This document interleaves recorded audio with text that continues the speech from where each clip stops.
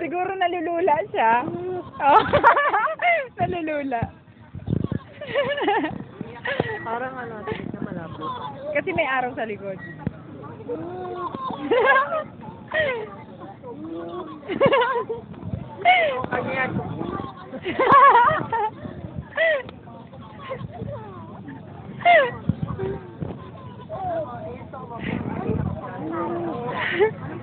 Tingnan ito mo. Sabi ko nga sabi ko. Ikaw mo din. Doyan pa, doyan?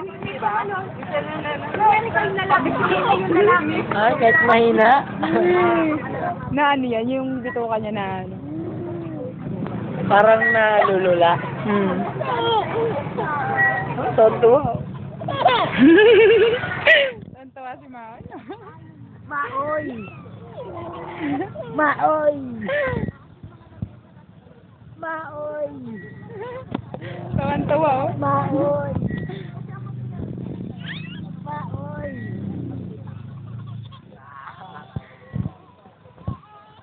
Parang babay ka mo, natatain na yan.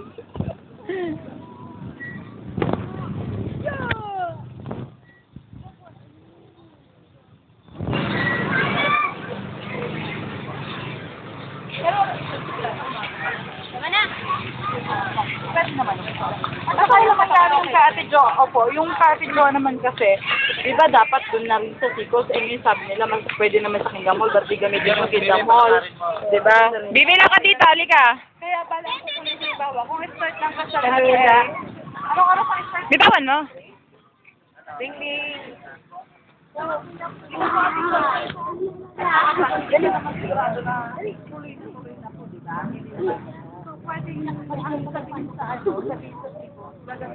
Ba, gusto magduyan, no? Kawala.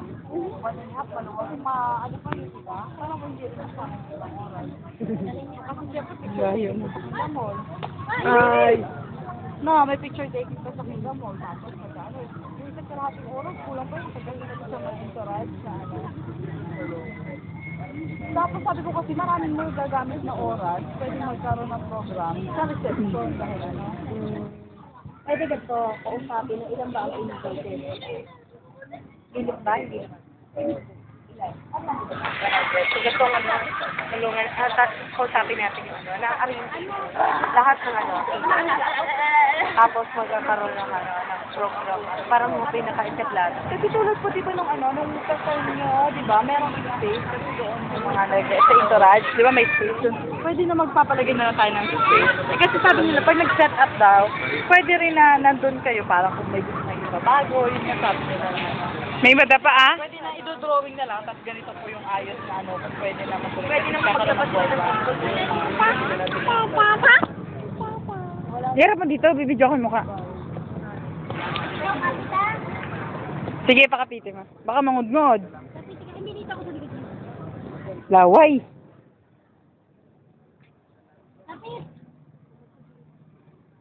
Diba niya, lawit mo.